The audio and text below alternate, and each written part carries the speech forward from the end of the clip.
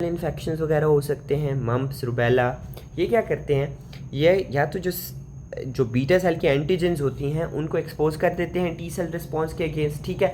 या दूसरा काम ये करते हैं कि ये मिमिक करते हैं, जैसे कि बी सेल्स होंगे या बीटा सेल की एंटीजेंस होंगी उनकी तरह मिमिक्री करते हैं उसकी, ठीक है। तो उसकी वजह से क्या होता है कि साइटोटॉक्सिक टी सेल जो होते हैं वो इनके अगेंस्ट डायरेक्ट हो जाते हैं और ऑटो इम्यूनिटी हो जाती है, जिसकी वजह से डिस्ट्रक्शन हो जाती है बीटा सेल्स की, ठीक है। सिंपल बात यह है कि इन्वायरमेंटल फैक्टर्स में मेनली वायरल इन्फेक्शंस आते हैं जो कि क्या करते हैं, मिमिक करते हैं सेल्फ एंटीजेंस की तरह, और उनके अगेंस्ट जब इम्यून सिस्टम आता है तो अल्टीमेटली बी सेल्स भी साथ में डिस्ट्रॉय होते हैं। ओके, तो ये होती है हमारे पास बेसिक पैथोजेनेसिस। अब इसकी वजह से होगा क्या, देखें, या तो सेल्फ टॉलरेंस इनकी वजह से ख़राब हुई, टी सेल जो है उनका रिस्पांस से रेगुलेशन ख़राब हुई, जिसकी वजह से टी सेल जो है वो डिस्ट्रक्शन कर रहे हैं, या टी हेल्पर सेल 1 जो है वो साइटोकाइंस रिलीज़ कर रहे हैं, इंटरफेरोन गैमा, TNF अल्फा वगैरह, वो फर्दर साइटोकाइंस को मीडिएट करेंगे, उनको रिक्रूट करेंगे, वो बीटा सेल की डिस्ट्रक्शन करा देते हैं। या साइटोटॉक्सिक टी सेल्स जो हैं वो डायरेक्ट किलिंग कर सकते हैं, या फिर ऑटो एंटीबॉडीज़ बन सकती हैं अगेंस्ट बीटा सेल्स। कौन सी वाली होती हैं, ठीक है, एंटी इंसुलिन एंटीबॉडीज़ होती हैं, एंटी GAD होती हैं, और एंटी ICF512, ये वाली आपने एंटीबॉडीज़ याद रखनी है। ये टाइप 1 डायबिटीज़ मेलाइटिस के अंदर होती है, ठीक है। होपफुली आपको समझ आया होगा टाइप 1 डायबिटीज़ मेलाइटिस की पैथोजेनेसिस, अभी तक जो हमने देखा टाइप 1 और टाइप 2 डायबिटीज़ मेलाइटिस का डिफरेंस। अब हम चलते हैं pathogenesis of type 2 diabetes mellitus, ठीक है। ये आपको सिंपलर वर्जन है इसका, बेशक आप लोग स्क्रीनशॉट ले लें, ठीक है। और ये इसी तरह कॉम्प्लिकेशंस ऑफ डायबिटीज़ जनरली, चाहे वो टाइप 1 टाइप 2 है, लेकिन मैं आपको ज़रा थोड़ी एलेबोरेट किस्म की एक्सप्लेनेशन दूंगा ताकि आपको क्लियर हो कॉन्सेप्ट टाइप 2 डायबिटीज़ मेलाइटिस के अंदर होता क्या है। सबसे पहले अगर आप लोग देखें यहाँ पे कि रिस्क फैक्टर्स होते हैं कुछ, ठीक है। रिस्क फैक्टर क्या होते हैं, रिस्क फैक्टर ये होंगे कि जैसे फैमिली हिस्ट्री है, फर्स्ट डिग्री को कज़न्स हैं, कज़न्स मैरिजेस होती हैं, उनको डायबिटीज़ है, ठीक है, उनके अंदर चांसेस हैं। रेस एथनिसिटी एक रिस्क फैक्टर हो सकता है, जैसे कि ब्लैक अमेरिकन के अंदर बहुत ज़्यादा होता है, ठीक है। फिजिकल इनएक्टिविटी होगी, कार्डियोवेस्कुलर डिजीज़ होंगी, पॉलीसिस्टिक ओवेरियन सिंड्रोम होता है, इसके अंदर बहुत ज़्यादा एसोसिएशन है, ठीक है। ये सारे रिस्क फैक्टर हैं। अच्छा, उसके अलावा सबसे बड़ा रिस्क फैक्टर तो ओबेसिटी है, ठीक है। ये कैसे करती है वो मैं आपको बताता हूँ। ओके, हाइपरटेंशन, डिसलिपिडीमिया, ये सारे रिस्क फैक्टर हैं, ठीक है। गैस्ट्रेशनल डायबिटीज़ हुई, जैसे कि प्रेगनेंसी के अंदर फीमेल्स के अंदर अक्सर होती है, तो उसके अंदर भी हो सकती है, ठीक है, कि फर्दर वो लीड कर सकती है टुवर्ड्स टाइप 2 डायबिटीज़ मेलाइटिस। और जेनेटिक फैक्टर्स भी हो सकते हैं, ठीक है। अब सबसे पहले हम लोग देखते हैं कि ये सारे रिस्क फैक्टर्स कराते हैं, ये क्या कराते हैं, विजरल ओबेसिटी कराते हैं, लो ग्रेड क्रोनिक इन्फ्लेमेशन हो रही है बॉडी के अंदर, और ऑक्सीडेटिव स्ट्रेस होता है, ठीक है। ये 3 चीज़ें होती हैं। अब सबसे पहले हम देखते हैं कि ओबेसिटी का क्या रिलेशन है with the type 2 diabetes mellitus, ठीक है। पेशेंट को सेंट्रल ओबेसिटी है तो दो मेन चीज़ें होंगी। एक क्या है कि बॉडी के अंदर फ्री फैटी एसिड्स बहुत ज़्यादा हो जाएंगे।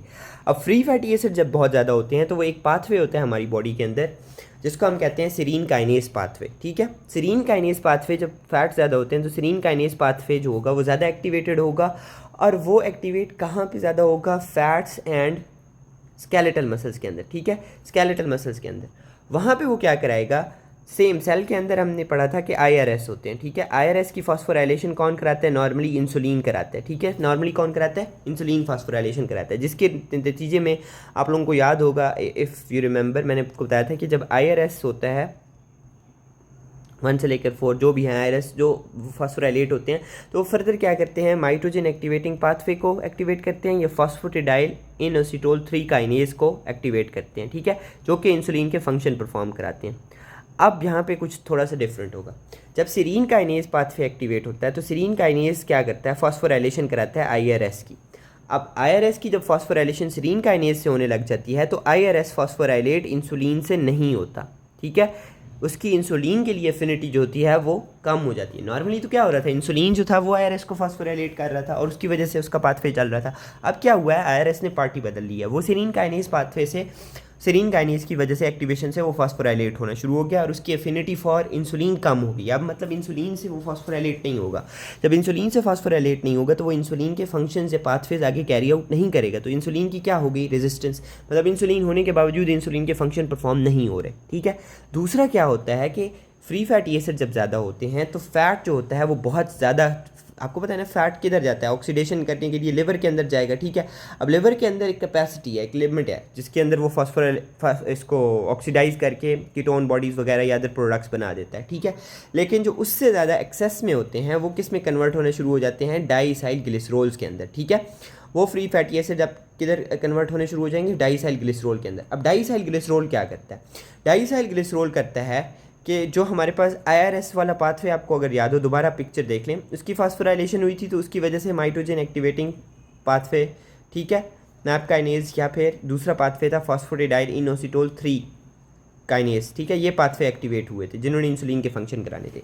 अब ये जो डाइसाइल ग्लिसरॉल है ये एक ऐसा सब्सटेंस है जो कि क्या कराता है, इनहिबिशन करा देता है इस पाथवे की, फॉस्फोरेडाइल इनोसिटोल 3 काइनेज की।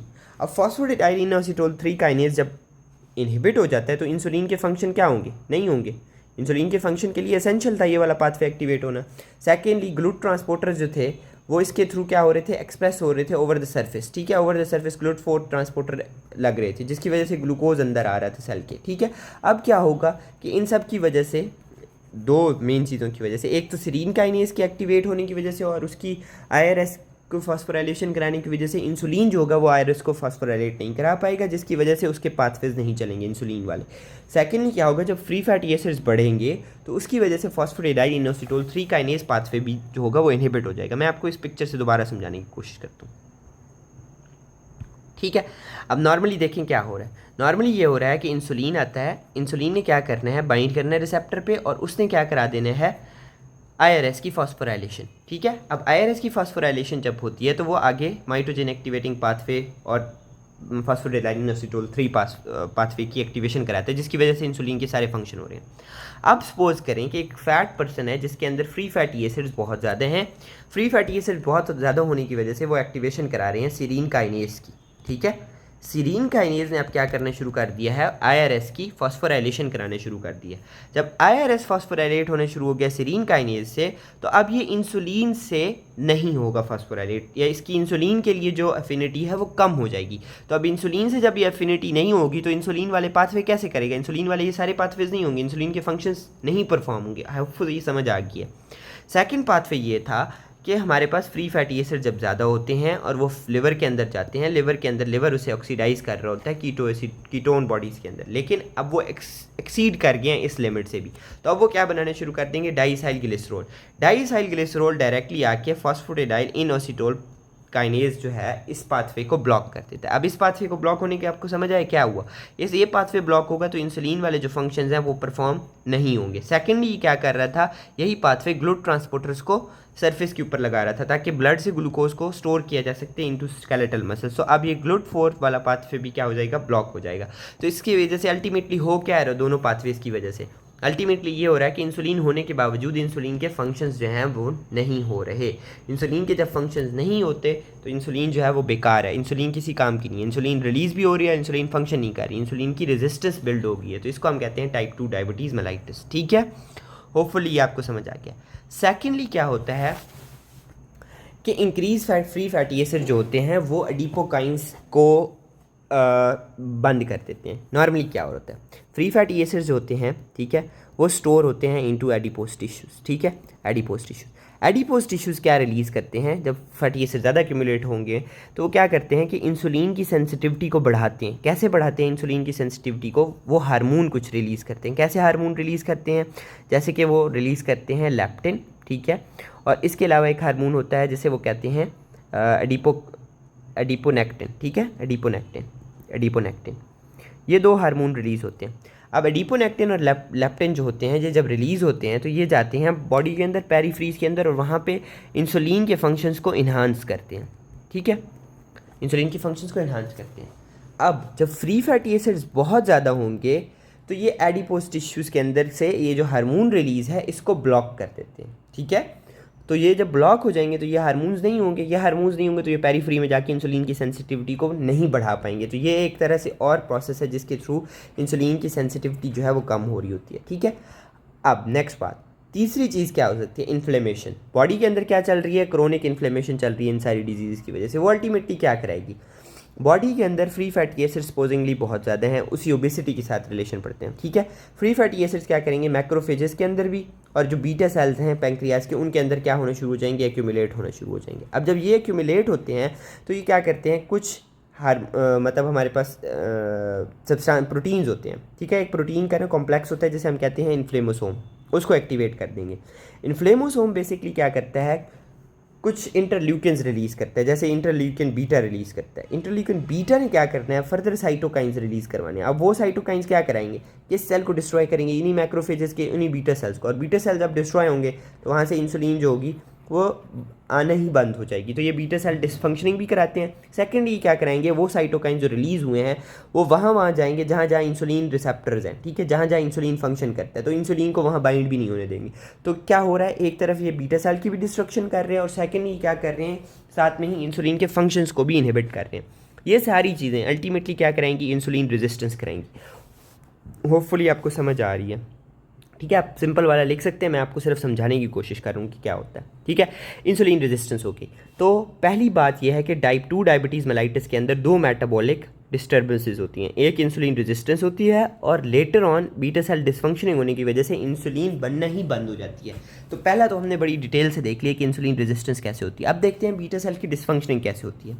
अच्छा, अब देखें इंसुलिन की क्या हुई, रेजिस्टेंस हुई। इंसुलिन की रेजिस्टेंस होने की वजह से क्या होगा, ब्लड के अंदर ग्लूकोज बहुत ज़्यादा बढ़ जाएगा ना, क्योंकि इंसुलिन का काम होता है ग्लूकोज लेवल को कम करना। अब क्या हो रहा है कि ग्लूकोज लेवल बहुत ज़्यादा इंक्रीज़ हो रहा है। अब ग्लूकोज लेवल इंक्रीज़ हो रहा है तो ऐसे हार्मोन्स की हमें बहुत शदीद ज़रूरत है जो कि इंसुलिन के लेवल्स को कम करें। अब वो हार्मोन्स कहाँ से आएंगे, बॉडी क्या करती है, कंपनसेटरी मैकेनिज्म होता है, वो बीटा सेल को कहती है कि और बनाओ इंसुलिन, देखते हैं और बनाओ इंसुलिन, ठीक है। इंसुलिन बनाने की वजह से for a very short period of time, थोड़ी देर के लिए इंसुलिन काम करती है और नॉर्मोग्लाइसीमिया होता भी है। उसकी रीज़न क्या थी, मैंने आपको बताया था कि IRS की सेंसिटिविटी जो थी वो हमारे पास सीरीन काइनेज की वजह से इंसुलिन के लिए कम हो गई थी। अब इंसुलिन जब हम बहुत ज़्यादा करते हैं तो इसकी कुछ ना कुछ एफिनिटी जो होती है ना वो वापस आ जाती है, जिसकी वजह से IRS pathway for very short period of time काम करता है, तो उसकी वजह से नॉर्मोग्लाइसीमिया होता है। लेकिन जब फिर बाद में दोबारा इंसुलिन रेजिस्टेंस होना शुरू हो जाती है, ठीक है, अब इंसुलिन रेजिस्टेंस उसी तरह कंटिन्यू करती है, तो बीटा सेल चाहे जितनी मर्जी बना लें इंसुलिन तो वो फंक्शन नहीं करेगी। अल्टीमेटली क्या होता है, बीटा सेल जो होते हैं वो डिस्ट्रॉय हो जाते हैं, एग्जॉस्ट हो जाते हैं। तो फिर क्या होगा, पहले इम्पेयर्ड होगी ब्लड ग्लूकोज लेवल और अल्टीमेटली डायबिटीज़ हो जाएगी, ठीक है। तो एग्जॉस्ट होने का मतलब है बीटा सेल एक दफ़ा डिस्ट्रॉय हो गए। तो बीटा सेल डिस्ट्रॉय किस तरह हुए, पहले कंपनसेटरी हाइपरप्लेजिया होता है, लेकिन वो भी जब काम करना इफेक्टिव नहीं होता, इंसुलिनीमिया तो बहुत ज़्यादा होगा, ब्लड के अंदर बहुत ज़्यादा इंसुलिन होगी, लेकिन इंसुलिन फंक्शन नहीं कर रही होगी, तो बीटा सेल एग्जॉस्ट हो जाएंगे और वो डिस्ट्रॉय हो जाएंगे। तो एक ये तरीका हो गया इंसुलिन के अंदर बीटा सेल डिसफंक्शनिंग का, ठीक है। दूसरा क्या तरीका होता है कि आपको मैंने बताया कि जब कंपनसेटरी मैकेनिज्म हो रहा होता है, ठीक है, कंपनसेटरी मैकेनिज्म हो रहा होता है तो क्या बनेगा, इंसुलिन बन रही है। इंसुलिन किस फॉर्म में बनती है, इंसुलिन बनती है प्रो इंसुलिन की फॉर्म में। इंसुलिन डायरेक्टली इंसुलिन की फॉर्म में नहीं होती, इंसुलिन पहले प्रो इंसुलिन की फॉर्म में होती है। और प्रो इंसुलिन को कुछ एंजाइम्स होते हैं जो कि मतलब क्लीव करके इंसुलिन में कन्वर्ट करते हैं। अब देखें इंसुलिन तो बनने शुरू हो जाएगी कंपनसेटरी मैकेनिज्म से, मतलब हाइपरप्लेजिया की वजह से। हाइपरप्लेजिया होने की वजह से क्या होगा, सेल बहुत ज़्यादा बनेंगे बीटा सेल, और वो इंसुलिन तो बना रहे हैं। इंसुलिन किस फॉर्म में बना रहे हैं, प्रो इंसुलिन में। लेकिन इंसुलिन को प्रो इंसुलिन से इंसुलिन में कन्वर्ट करने के लिए भी तो एंजाइम चाहिए। वो एंजाइम तो कहीं से नहीं बन रहे, हो तो उतने ही है जितने बॉडी में हैं ऑलरेडी। तो वो एंजाइम जो होंगे जितना वो कर सकेंगे इंसुलिन को कन्वर्ट वो करेंगे, लेकिन उससे ज़्यादा जो प्रो इंसुलिन बन रही है वो उन्हीं सेल्स के अंदर डिपॉजिट होना शुरू हो जाएगी, ठीक है। इसी तरह प्रो इंसुलिन के साथ एक और हमारे पास हार्मोन होता है प्रो अमाइलिन, ठीक है, वो भी इसी तरह एंजाइम नहीं कन्वर्ट करना होता है, वो भी इसी तरह एक्यूमुलेट होना शुरू हो जाएगा। बीटा सेल के अंदर क्या क्या होना शुरू हो जाएगा, प्रो इंसुलिन भी और प्रो अमाइलिन भी एक्यूमुलेट होना शुरू हो जाएगी। और अल्टीमेटली ये दोनों क्या कराते हैं, ये अमाइलॉइड्स बना देते हैं। मतलब क्या है, प्रोटीन्स पेप्टाइड्स का एक्यूमुलेशन, जंगल सा बन गया, ठीक है। अब वो क्या करेंगे, बॉडी के अंदर उधर सेल्स के अंदर इन्फ्लेमेशन कराएंगे और डिस्ट्रक्शन कॉज करेंगे, ठीक है। उसकी वजह से भी क्या होगा, बीटा सेल जो होंगे वो डिस्ट्रॉय हो जाएंगे, ठीक है। होपफुली आपको समझ आ गया है, ठीक है। प्रो अमाइलिन और प्रो इंसुलिन एक्यूमुलेट होगी, अमाइलॉइड्स बनाएंगे आइलेट्स ऑफ लैंगरहैंस के अंदर, और फिर अल्टीमेटली वो भी क्या करा देंगे, बीटा सेल डिसफंक्शनिंग।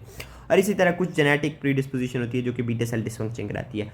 तो अल्टीमेटली इन दोनों की वजह से, ठीक है, इंसुलिन रेजिस्टेंस और बीटा सेल की डिसफंक्शनिंग की वजह से हमारी बॉडी के अंदर क्या होता है, टाइप 2 डायबिटीज़ मेलाइटिस।